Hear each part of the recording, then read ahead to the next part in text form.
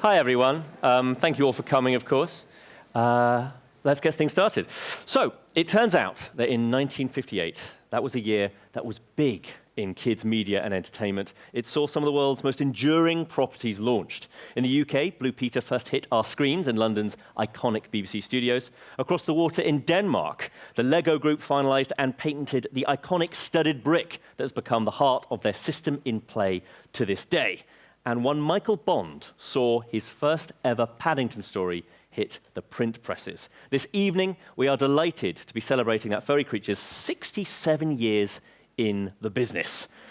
The following hour is a celebration of Paddington Bear, a beloved British icon whose charm spans books, films, TV, and more, in a unique session exploring the secrets behind his timeless success. Welcome to From Page to Pop Culture Icon, the enduring magic of Paddington Bear. Small whip.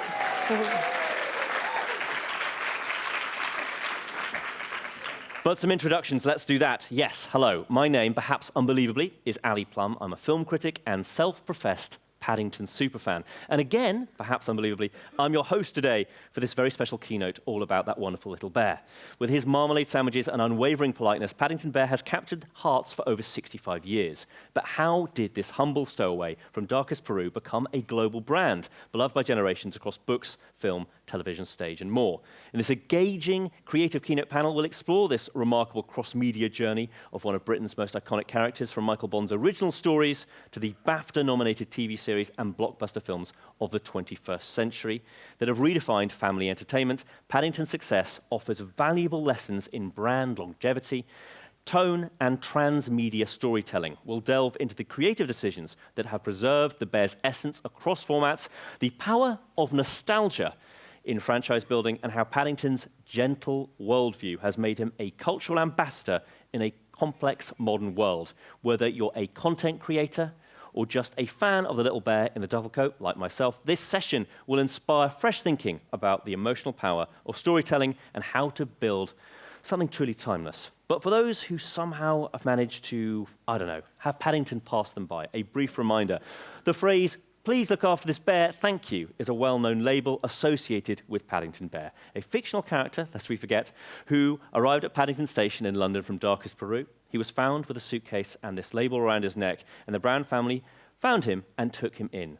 The phrase is often used to symbolize the need to help and care for others, especially with those who are in need or unfamiliar with their surroundings. So, without any further ado, please put your hands and paws together and make a loud noise like this.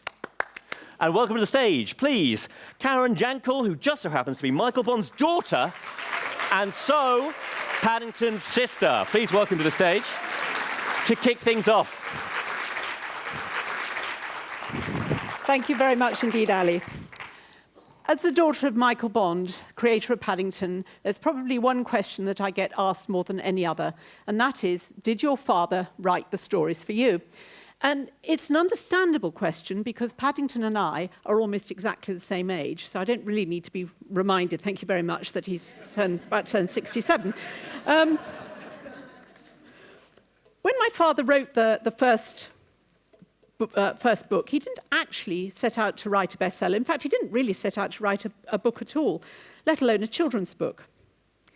Back in 1956, when Paddington's story begins, my father was a 30-year-old television cameraman working for the BBC. And on Christmas Eve that year, he was doing some last-minute Christmas shopping when he happened upon a small bear sitting all alone on a shelf in Selfridges in London's Oxford Street. And being the sort of man my father was, he couldn't possibly leave this poor bear sitting all alone over Christmas. And so he bought him and he took him home and he gave him to my mother as a last-minute Christmas present. Now, at the time, my parents were living in a tiny bedsit in Notting Hill, not too far from Paddington Station. And every time my father passed through the station, he thought that he rather liked the name Paddington. He thought it would make a very good name for a character in a story. So in early 1957, he sat down one day to do some writing, and he had a blank piece of paper, and he had absolutely no idea in his mind what he was going to write. And he glanced up, and he saw the bear sitting on the mantelpiece, and he remembered the name Paddington, and he thought it suited the bear rather well. So he started to write, and these are the words he wrote. Mr. and Mrs. Brown first met Paddington on a railway platform. In fact, that's how he came to have such an unusual name for a bear, for Paddington was the name of the station. Well, the words kept flowing, he kept writing. He gave Paddington a hat and a duffel coat, much like the ones he wore himself at the time. Paddington's label and suitcase, we've just heard mentioned, were inspired by memories of evacuees during the Second World War. And Paddington's love of marmalade came from the fact that my father knew bears like sweet things, and he personally loved marmalade. After about 10 days, and without actually setting out to do so, he discovered that he'd written an entire novel-length children's book. So he sent it to his agent. His agent sent it to a number of publishers, several of whom turned it down and no doubt have been kicking themselves ever since. But eventually the good news came back that William Collins, as they were known in those days, now HarperCollins, wanted to publish his first book. And so it was on the 13th of October, 1958, A Bear Called Paddington was published and Paddington was introduced to the world. So how does Paddington go? How did he go from those first books to becoming a worldwide superstar? Well, we're about to really find that out with our panel discussion. So I'm just going to tell you what I think it is about Paddington that gives him his universal appeal. My father totally believed in character. My father totally believed in Paddington as a character. He was completely real to him. So much so that he used to say that he could put him into any situation and he would instinctively know how Paddington would react or what he would say next. Like many writers, my father based his characters on people that he knew, people in his own life. And in Paddington's case, he was a kind of amalgam of several people, but none more so than my father's father, who actually shared many of Paddington's characteristics. My grandfather was unfailingly polite, and just like Paddington, he always wore a hat so that he could raise it in case he met anybody he knew. Unlike Paddington, I don't think he ever kept a marmalade sandwich under his. But he also had a very strong sense of right and wrong, but he didn't have an unkind bone in his body. However, if you upset my grandfather, he could have certainly given Paddington's hard stare a run for its money. Paddington was utterly real to my father, and he was enormously fond of him. And I think for that reason, people who read his books or watch him on screen feel much the same way. People care about Paddington and what happens to him, and I think that's because my father cared about him. Now, I need my glasses back on again because I can't read my own writing, which is fairly normal. Although very much a real bear, Paddington lives in the real world. But it's not. It is the real world, but it's one without any of the bad bits. And I think it's a sort of world that most of us would love to live in, given half the chance. But the thing about Paddington and his world is that although things go wrong for him in the books and in the films, disasters befall him, and there's sometimes danger even, certainly in the films, because of his good intentions and positive outlook on life, we kind of know that things will always come out all right for Paddington in the end. I was born, as I've just mentioned, I was born exactly 2 months before the book was published, which means that Paddington and I quite literally grew up together. And Paddington was very much a part of the family. And by the time I was aware of my surroundings, he was very well established. But he was a part of the family in two different ways. We had the bear that inspired the stories, who used to sit on the table at meal times, and my father would address comments through him to us. And if we went anywhere, Paddington would always come too, usually tucked inside a handbag or a pocket for safekeeping. But it was the bear of my father's imagination who was really the presence in our lives. And I've always felt that if Paddington ever walked into a room at any moment, even now, I wouldn't be at all surprised. He was that real to me. And I think it's for that reason that in the early 1980s, my father offered me a job. I was kind of between jobs. I was working in publishing. I wasn't sure what I wanted to do. And he said to me one day, he said, I've got a suggestion. Why don't you come along and work for me for a few months till you decide what you really want to do? Well, that, I think, was in 1981, and I eventually took over running the company in 1985 and continued to do it until 2016, when Studio Canal took over the mantle. But because I'd grown up with Paddington, I understood him so completely, it meant that I could actually do the side of the business. My father was never really interested in the business side of things. I mean, clearly Paddington was enormously successful, but it wasn't the commercial side that really interested him. In the mid-1970s, Paddington came onto television for the first time. Now, my father was very involved with that because with his television background, it really interested him from a creative point of view. So he wrote all of the scripts and absolutely thoroughly enjoyed it. But what he didn't realize was that what would happen as a result of that, because of course Paddington's popularity grew, the merchandising began, and suddenly he said he likened it to pushing a snowball down a mountain, really, and not being able to stop it, which was great in many ways, but it did actually, as Paddington's popularity grew, so did my father's stress levels. So I, by taking over the running of the business, was able to actually alleviate that stress and leave him free to do what he loved most in the world, which was to write. And I think one of the really good things about that was that it meant that my father's relationship with Paddington stayed intact. He always, throughout his whole life, remained enormously fond of Paddington and actually rather proud of Paddington. And I'm going to just finish my bit by just telling you a story which I've told before, but I absolutely love, which I think sums up my father's relationship with Paddington.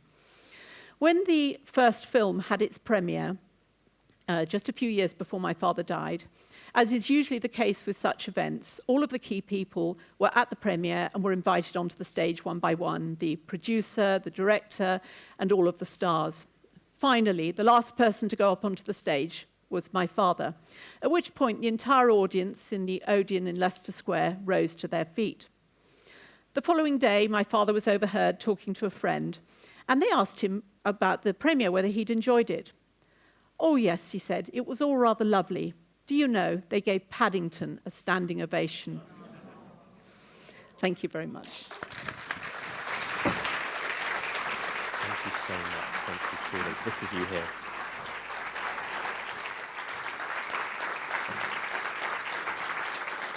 At the risk of embarrassing Karen, it really is an honor and a privilege to be sharing the stage with you. So thank you so much for joining us today. Please keep that applause going, though, of course, because we have other guests to bring to the stage today. Please put your hands together for Rosie Allison. Please come on down. Thank you so much. We also have Cecil Heno, Julia Posen, and Holly Tonks. Please come join us on the stage. Hello, hello, hello, hello, hello. Thank you so much.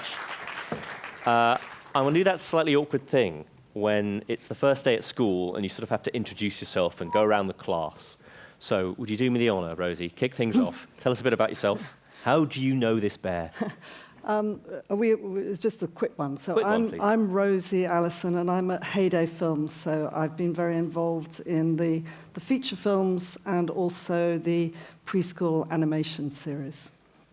And I'm Cecil Heno. I work for Studio Canal Kids and Family, and we proudly look after the Paddington Bear brand across the world. I'm Julia Posen. I'm the Director of Content at the Path Entertainment Group, and we run the location-based entertainment version of the Paddington Experience. And I'm Holly Tonks, and I'm Editorial Director of Heritage Brands at HarperCollins Children's Books, and I have the absolute pleasure of keeping the legacy of Michael's classic Paddington books alive and well. Thank you all for joining us so much, truly. So Rosie, can we begin with you? Because as a film critic, I've watched the films a couple of times. I certainly don't have them all on Steelbook, and I will be asking a certain number of people on this table to maybe sign a few of them later. But could you tell us how the films came to be? Gosh, that's a long answer, but let me try and give it as quickly as I can. I myself fell in love with the books as a child, and when I joined Heyday Films in 2001, this is the production company run by David Heyman, and at the time he was making the Harry Potter films, and he wanted me to explore other ideas for family films. And of course, my mind went straight back to this this enchanting and beguiling talking bear who went around London on the underground and in buses and to Barkridges. And I said, well, what about Paddington? I just sort of thought there was, he is this great character. He's one of the great character inventions. It's a bit like Charlie Chaplin's Tramp. There's something so universal and essential about his qualities. And we've discussed many times the fact that he's had a lot of iterations, and he has, his form can be elastic, Paddington. You'll go to a shop and you'll see different versions of how he looks, and yet we all understand who the core of this character is, and he endures in many forms. So luckily, Karen's father was prepared to, he knew that Paddington would endure even if we messed up the film. So he gave us... Which you didn't. So he gave us a chance, and our first challenge, if you like, was that the Paddington stories and the beautiful Filmfare television series are very much for children. But the expense of making a film with the visual effects means that it's quite hard to just make it for children. So we were very much trying to make a family film. And obviously there's a lot of scope for that in the Paddington stories. He has this delicious relationship with authority figures, and there's a lot of social comedy, social observation of, this fresh eyes on the world of London. And so we knew that there was a lot of scope to expand it into a family film. And that, in a way, was our first challenge, taking these beautiful episodes and trying to make a structure that would work in a family film. And there's a wonderful, in the first book, the opening of chapter 5 says something like, very soon Paddington settled in with the family. And obviously there's the genius opening of Paddington arriving at Paddington Station and being taken in by the Browns.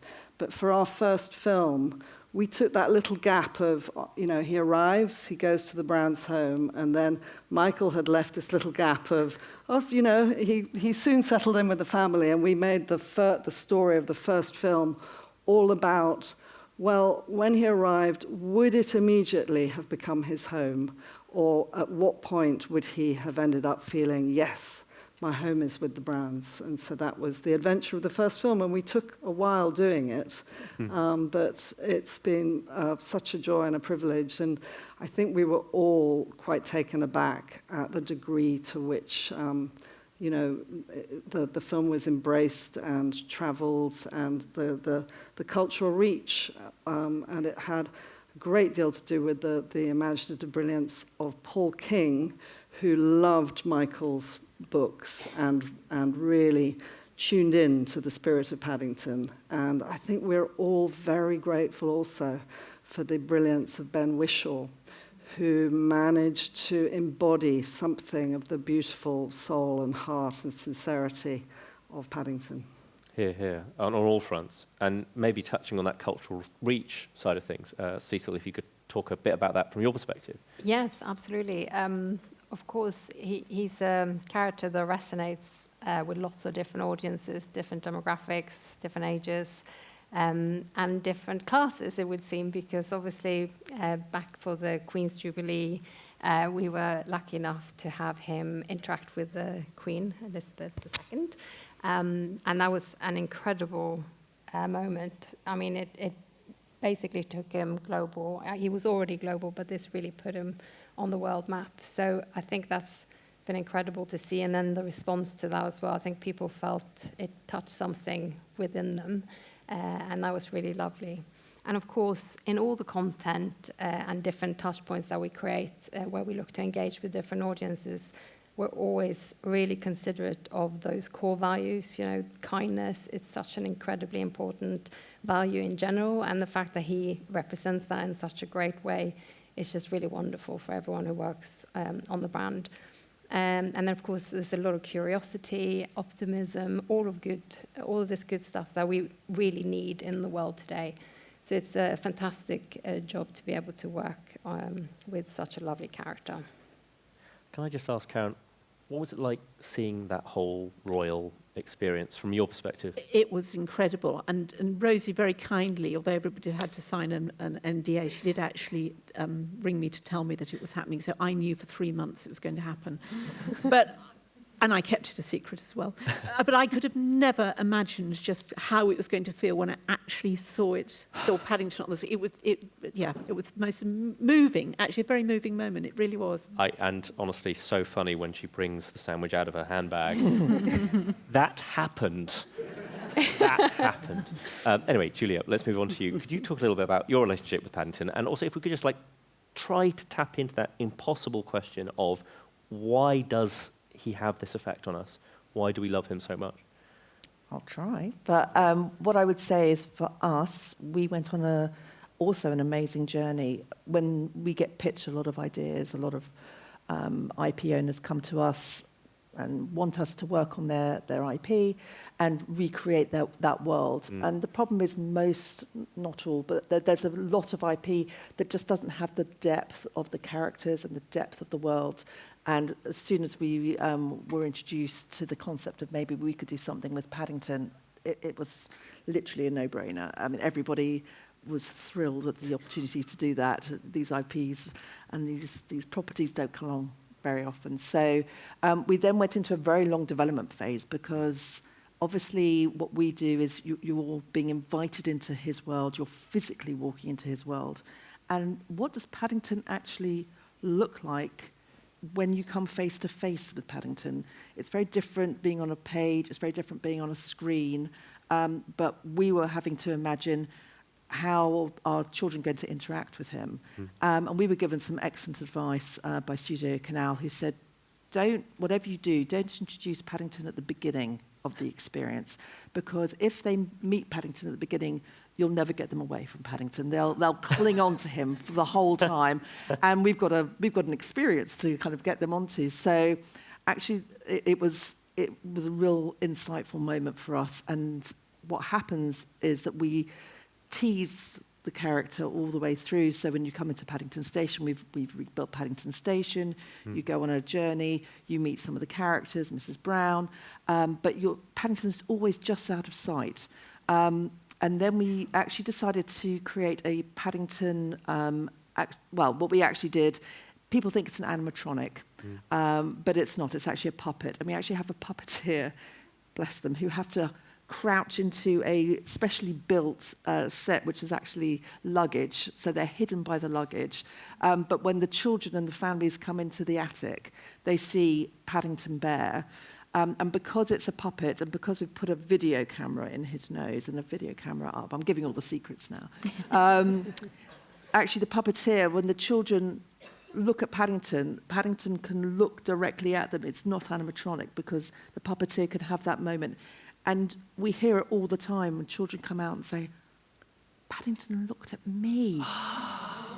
He really looked and he did. He really did. But for the children, it's such a special moment, and we see adults, we see children bursting into tears in a positive way all the time, and that's a real privilege. It's a real privilege, and again, we couldn't be happier working on Paddington. I want to say two things off the back of that. One, I was going to go by myself, and then remembered I had a goddaughter. We do get adults coming on their own, and it's fine because it was by the grace of God I realised. Yes, I have a daughter. I brought her, and she wouldn't stop talking about meeting Paddington. Yeah. She wouldn't. It was actually got a little bit. Bless her, it got a bit annoying. But there is something about the character, and bravo on pulling it off, because it must have been very tricky. What helps is, and I really recommend the orange-flavoured chocolate, hot chocolate at the end. Very good move. Holly, can we move on to you? Maybe you can help us a little bit. What's your relationship with Paddington, with your work, and why do we love him? Absolutely. So I always like to see our role as the publishers of Paddington as we are the very heart. We hold Michael's words and we hold them safe and we protect them for then all these amazing things to come from it. You know, without that very first book published in 1958, we wouldn't be sat here in front of you, and we wouldn't have this kind of cultural icon of Paddington. So it's a huge pressure on my shoulders to now have taken the mantle after so many incredible editors who have gone before and looked after Paddington. But I can say that, Michael's writing is timeless, and I think one of the wonderful things about Michael's writing that does differ it from other children's properties is that Michael believed very firmly in not writing down to children. Michael writes to children on a level and to everyone. So these books have so many layers and depths to them that you can enjoy them, year after year, well into your, 80s, 90s. It's a timeless piece. So I'm sure many of you are well aware that it's a difficult time for children's brands and children's publishing particularly. A lot of that for us is the challenge around reading for pleasure. Children's reading levels and reading enjoyment has dropped in favour of screen time. But I am very pleased to say that Paddington has bucked this trend, and he continues to grow year on year. And we have sold well over 45 million copies, and it's published currently in 30 languages. So this is a worldwide growth as well that we see for Paddington. Well, bravo on that front. I'm sure there's a few people in the room that are slightly jealous, I'll be honest with you. But hats off, sandwiches underneath. What about... Thank you. I do appreciate it. What is it about the global reach, though? You talk about the international translations. Are there particular pockets of the planet that especially respond to Paddington? I'm curious. Really interestingly for us, Poland. So every book we have in print is in print in Polish. They take everything we have, and we're not entirely sure why, but Paddington is as loved Films there. do very as well here. there too. Do they really? Yeah. He just has this special something. I'm going to make a comment here. I hope you agree with me. Everyone who's spoken now today on the stage has spoken with such enthusiasm and love, and there's a level of care for detail that you all have. Is that something that you see throughout your relationship with the character? Actually, I'm sort of going to answer that question, that every single person that has ever been involved with Paddington on a business level, with the books, with the films, with the whatever, have always been, first of all, absolutely lovely people. Paddington attracts lovely people. But they all really, really love Paddington, genuinely. Then it's not just a job for them. It's the best job I've ever done, working with Paddington, and that's what we've discovered over the years. I was bragging to people I was doing this event tonight. Anyway, does that ring any bells for you? It does, and everybody, who works on the films, and there are lovely colleagues here who work on our amazing preschool animated series. Yes, everybody wants to look after the bear, and everybody feels they know how the bear would respond to things, and always asking the question, what would Paddington do?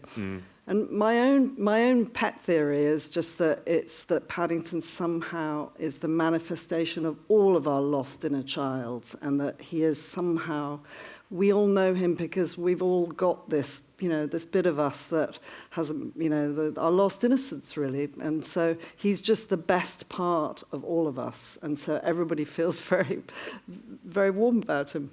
If we're kind and polite, the world will be right. I also have a theory that it's old man, young man. He has this old soul to him, but he is in of himself just this young kid dressed formally. It's sort of a funny idea. But I would say that comedy is a big part. How do you incorporate the humour in Paddington with your work? Does that ring true? Anybody? Because he's a very funny... Indeed. That's the thing. We're talking about his kindness and his politeness, but above all, it's the slapstick and the comedy and the fact that he's never preachy. He has that delicious hard stare, and there is that Chaplin-esque quality about how he's makes a mess of everything, but it always turns out right, as you say. And obviously, we've had such a lot of fun with both the film and the television series in mining the comedy and putting great comedy brains. And, we work with this wonderful Spanish mime artist, clown, Javier, who does a lot of trying to work out the comic business of Paddington in the films. And yes, he attracts all kinds of comedians and comic writers, but all coming back, as you're saying, Holly, to the wonderful, light, wry comic touch of your father's writing. It had such a beautiful light touch to it. And I think that sort of does come back to him not actually setting out to write a children's book, and the fact that they can be enjoyed, the books and the films, by completely different age groups. And the dialogue in the books is hilarious. I mean, really, really funny. I'm not sure that children would necessarily get the jokes, but the adults reading them to the children do. And the same thing applies to the films. You know, that it's Mr. Brown really in the films that I think takes a lot of the sort of comic mantle, doesn't he? Which my father didn't do in the books, but that's something where you've taken it into the films and actually developed the other characters and brought the comedy in. I feel. Yes, indeed. Speaking for you, but and we've come up with these older antagonists such as Nicole Kidman or Hugh Grant, Olivia Colman, Antonio Banderas, but we hope that they come from the world of that Michael created. I love this. Julia, could you talk a bit about comedy in your side of things? Yeah, so we everything's scripted. I don't know if, for us, we have a lot of. We use actors for everything that we do. We actually have we employ 60 actors for the experience. We have about 25 people behind the scenes as well, and then we have about 70 front of house, so it's a big operation.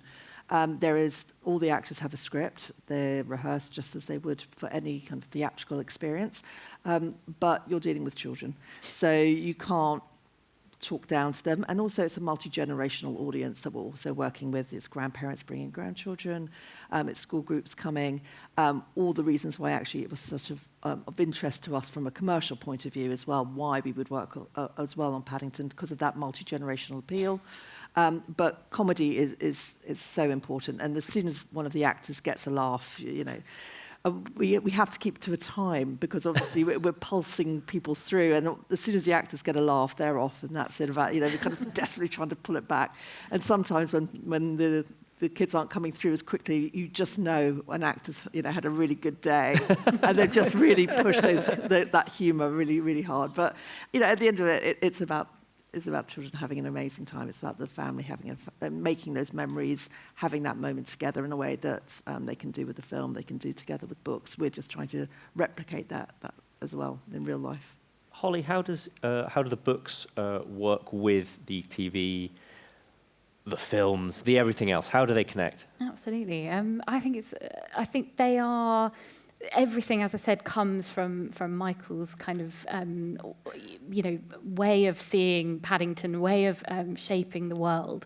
And I think what's so lovely now is that you can come to Paddington through many different routes. You can come through the films and then come to the books later on. There's so many different approach points now for Paddington, but I think what is shared across all of the partners is we hold those values very dear, and those values are the very reason that Paddington has endured for so long.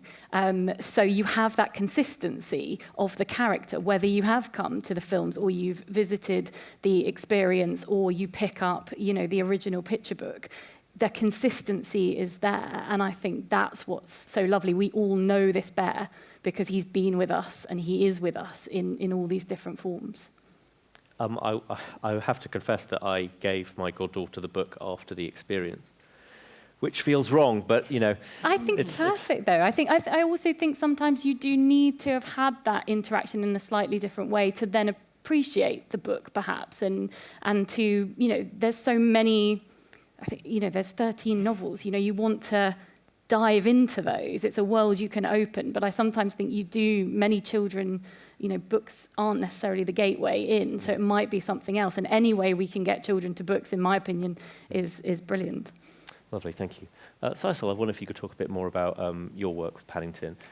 I feel like we need to hear more from you. Yeah, no worries. So at Studio Canal, we manage the brand holistically, and we're very focused on how we engage with different audiences. So we have a number of different touch points, and that's strategies evolving, and we're looking for new ways to reach new audiences as well. Of course, we have the amazing books. That's almost 70 years of amazing legacy, and it keeps going. We also have a very rich licensing program with lots of different consumer products. There really is something for everyone. there's an enormous amount of plushes that get sold every year. And it is a really lovely experience because they're really good quality products. We work with, I'd like to say we like to work with the best, and we're very focused on a sustainable approach in what we do around that as well. And then beyond that, of course, the movies, the guys working on the movies have done a fantastic job. It's a hugely successful franchise. Just from a movie standpoint, I think it's something like 700+ million globally across the 3 movies. And then, of course, 3 wonderful seasons of amazing CGI content. The Adventures of Paddington, that's been created with preschoolers in mind. Albeit, of course, adults can enjoy that too. And a lot of the feedback we're getting on that content is that parents are very happy for their kids to watch it. It's very, it's lovely storytelling. It's centered around those values that we've already touched upon. But it's done in a really fun and engaging way, very rich, different environments. He gets up to lots of different things. So there really is something for everyone in that. And then there's so much more. I mean, I could go on, but of course, today, digital is incredibly important. And of course, for everyone in this room, YouTube is a hot topic. It's undeniable that that's a really important platform for kids today. So the way we look at it, we view YouTube as an important recruitment platform for new kids to get excited about and get familiar with our brand and the character. So we have, since last year, we pivoted our approach on YouTube. Happy to say we are able to release a lot more new content, more on a weekly basis, which is a key factor in if you want to be successful on YouTube. And we've seen fantastic results, a doubling in views year on year. And I'm happy to say there's more to come because we're also looking at localization internationally. We've already started rolling out German content on that platform, and there is also Spanish, Italian, and Polish coming soon. So definitely more to come.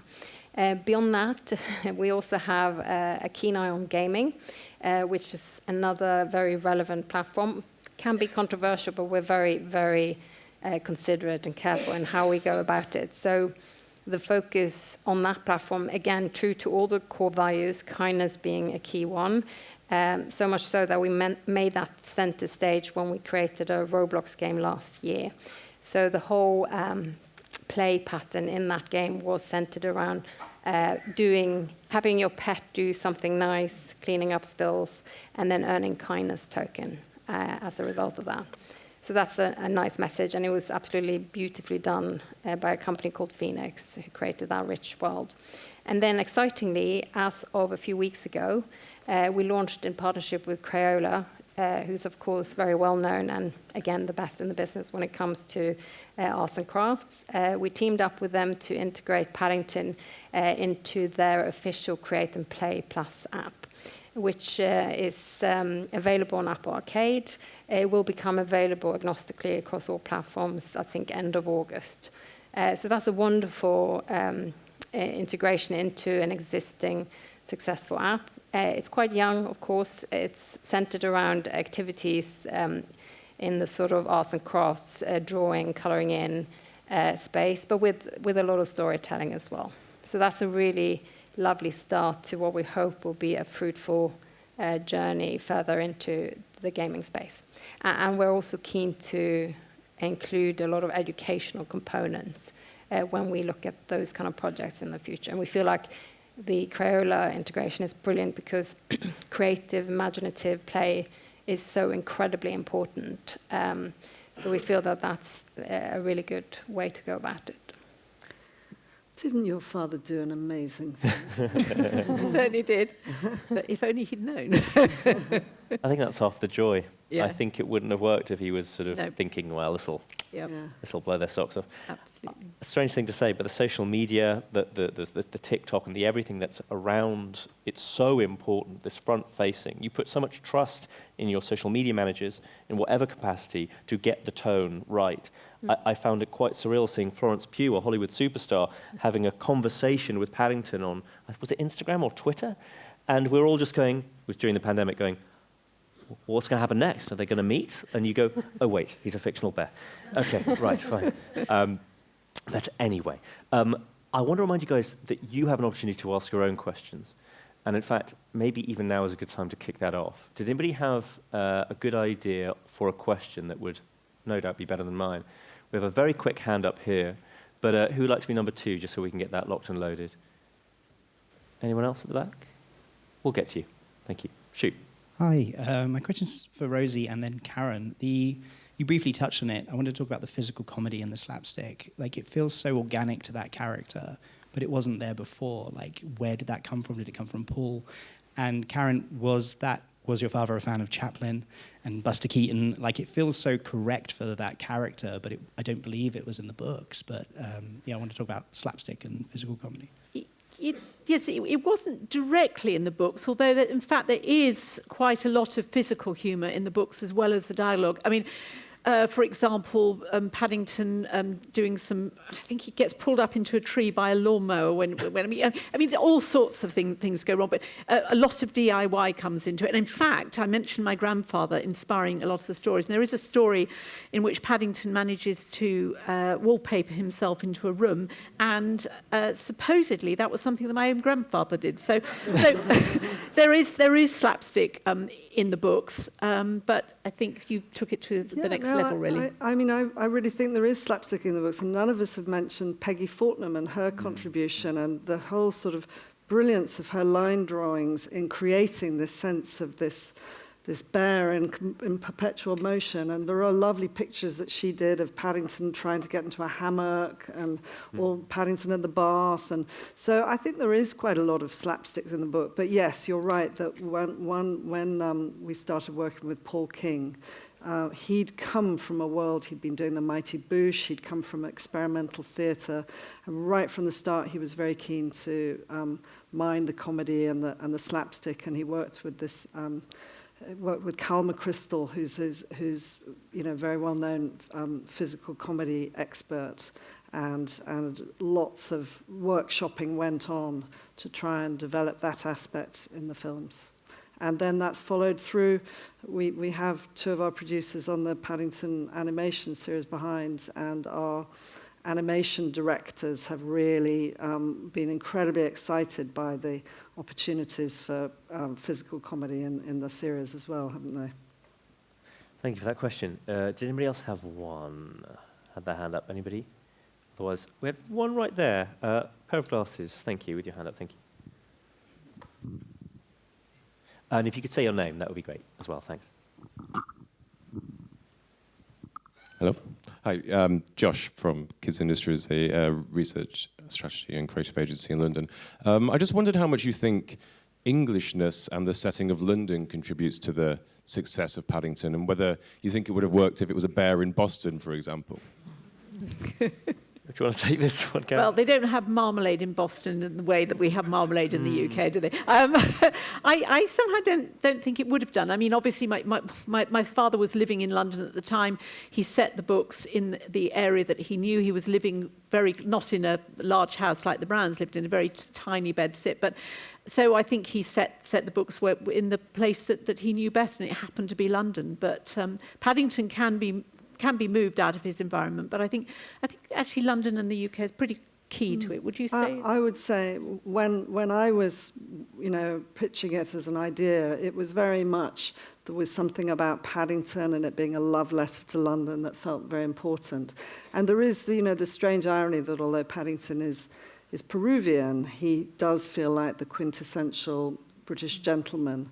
And so I think it's true that there is something in his DNA that is tied up with English manners, English social comedy, the English class system, gentle satire of English way of life. So it does feel that London is quite important. I would also add to that when we see the foreign editions of the books come in with the covers, they hold that Britishness quite strongly. So yes. You often find the Union Jack or the kind of Tower of London or the icons of London, and we've always had really interesting conversations with HarperCollins US, who published Paddington in America as well, about, you know, kind of the Anglophiles who cannot get enough, and Paddington is synonymous with the UK, I think, for them. Which is why the apotheosis of Paddington came when he had tea with the Queen.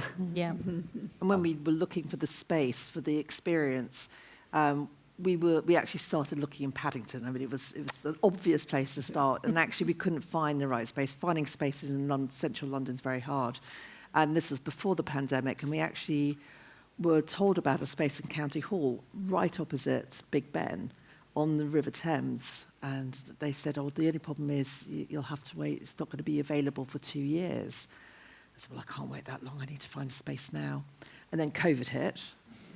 And then 2 years later, they contacted me and said, are you still looking for a space? And I was like, actually, I am. So we have this amazing backdrop of, you know, the London Eye, Houses of Parliament, the River Thames, and it really sets the scene. I mean, you know, it's money can't buy, well, although we do with rent, obviously, but, you know.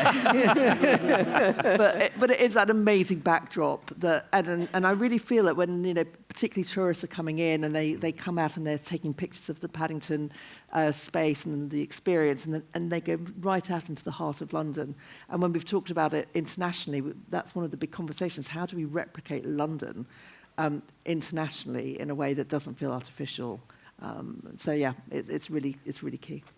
Yeah, the Britishness, it is an extraordinary thing. You see the tourist shops, obviously, they're all over London, and if you don't find a Paddington in there, you're not on a tourist shop. I promise you that much. Did we have another question? Anybody brave? Yes, thank you. Your hand all the way up. Thank you. Yes, just there. You talked about all the things you have done and developed and the care that's gone into them, but in looking after a brand, what are the things that you say no to? Where are the edges? How do you look after Paddington in that way? Superb question. Yes. Who would be brave enough to ask it? I can probably talk to that. Yes, it's a very good question. Of course, it's really imperative that we say no when it's something that isn't the right fit. And of course, we have brand guidelines in place. There are things we say no to that is what you would expect. Things like that wouldn't be appropriate for a kid's brand. And that's things like alcohol and tobacco, anything in that sort of vein that could potentially not send the right message.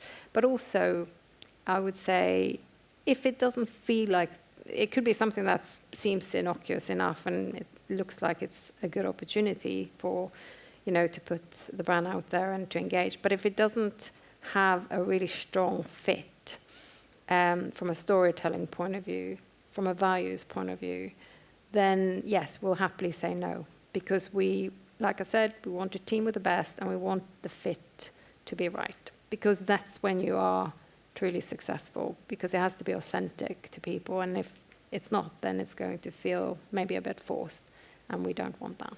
And the public know really quickly. I mean, you know, their radars are on all the time, and if you push it too far, Yeah. you'll hear about it very quickly. Yeah. Exactly. I'd also add that it's an extraordinary achievement that you've all worked on together, I suppose, that Paddington is, I'm not going to say all-pervasive, but he's a present character, but he never feels in any way too much. He's always just the right amount. How do you find that as well, just finding the right level?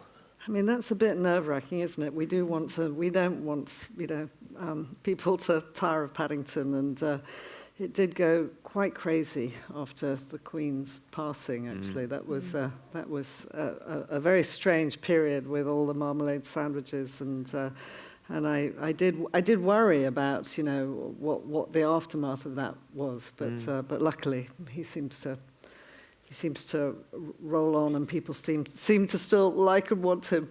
Yes, there's definitely a healthy appetite. And I think as long as we continue to evolve the storytelling and we put that at the forefront and it feels authentic, then people will continue to want more. And luckily, there are always new children, and there's always a new generation. I mean, it's one of the great reasons why, you know, being in the family and the children's space is so wonderful, because they are perennial, and so many, you know, so many films and things just die away, but ones where there's new generations of children coming through, they are really evergreen. And then you get the chance to engage new children and sort of for them to discover, and that sense of wonder when they come across something that's really special, like a unique character like this. That's something I think quite wonderful. I must say, and I hope and don't hope you're aware of this, but the film, The Unbearable Weight of Massive Talent, is anyone aware of this movie? Nick Cage and Pedro Pascal. Yeah. Of course you're aware of it. What am I thinking? Yes. To see Nick Cage welling up with tears after watching Paddington 2 and saying, it's the greatest film of all time. Moments like that you cannot be prepared for. No. In what way have you been surprised by Paddington's reach? I never felt, every day I'm surprised by something, even little details like you'll be watching a quiz programme and one of the quiz programs, or actually years ago when my father was doing the Times crossword and he couldn't get the answer, and actually the answer was himself. That's a life achievement, isn't it? That's good, isn't it? Well, Yeah. well, that's absolutely extraordinary. Yeah. There's a man on Twitter who spends once a day, every day, he photoshops Paddington into another film. Yeah, that's wonderful. Every day, in every way. Yeah. He rides horses, he's Yes. off the side of a plane like Tom Cruise. I know, he really does make Paddington unpredictable, doesn't he? It's wonderful. I also think that's it's true. the letters you get from children with the questions they have for Paddington, the things that they've thought about or come up with. They constantly surprise me. You know, the questions they want to ask him and they want him to write back to. I think that's where the imagination, you know, it keeps going beyond us. Yes. Well, he does represent fresh eyes and curiosity on the world, really, doesn't he? He's like Santa Claus. That's extraordinary. We're going to touch on, I believe, the musical shortly because we have a little clip to share. Would you maybe mind setting that up for us, Cecil? This Yeah, sure. So happy to say we have a musical on the horizon. This is our first ever musical. And again, we've teamed up with the best. So the delightful Sonia Friedman is taking care of the production. So it's in extremely good hands. We've been fortunate enough to have a sneak preview already, and it looks absolutely incredible. The official opening date is the 30th of November at the Savoy in London.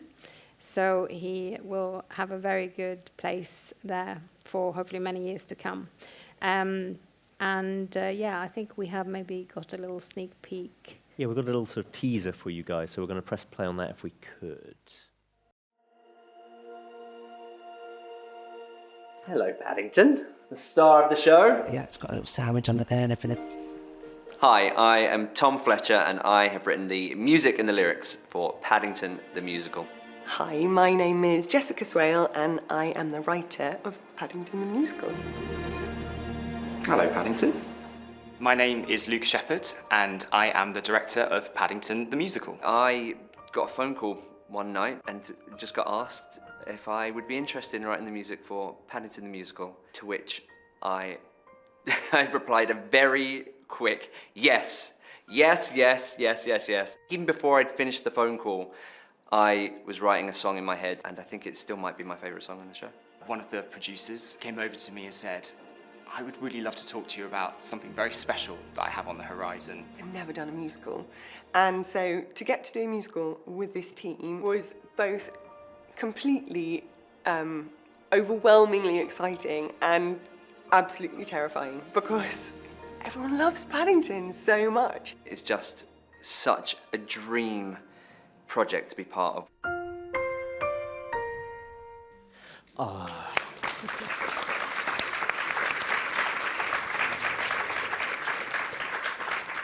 Any chance I could get tickets? Reckon? We'll see what We'll we talk. can do. We'll see how we do. Okay. As we wrap things up, I would just like to ask a really tough question, which is for everyone in the room that would like to be the next Michael Bond, to be the next person perhaps in charge of such a wonderful and beloved IP. What have you learnt from your jobs working with Paddington that you'd like to pass on? Are there any sort of bits and pieces that you've sort of collected along the way that you'd like to share with the next Paddington? Anything spring to mind? What has he taught you? It's tough, isn't it? Well, I will just venture something because it's a conference about, children, work in the children's space, and we're also working on Pippi Longstocking.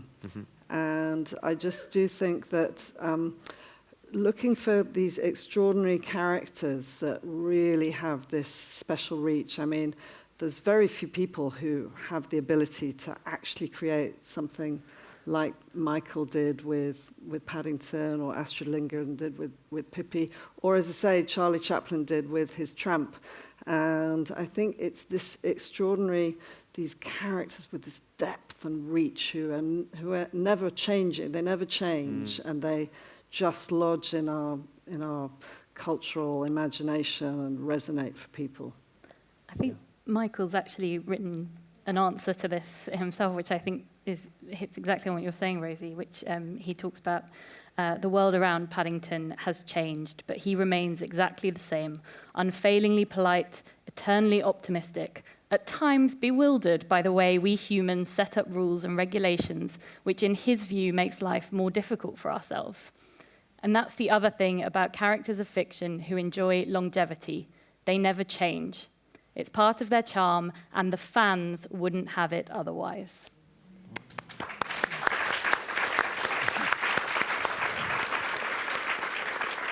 I don't think there's a better closer in the history of Q&As.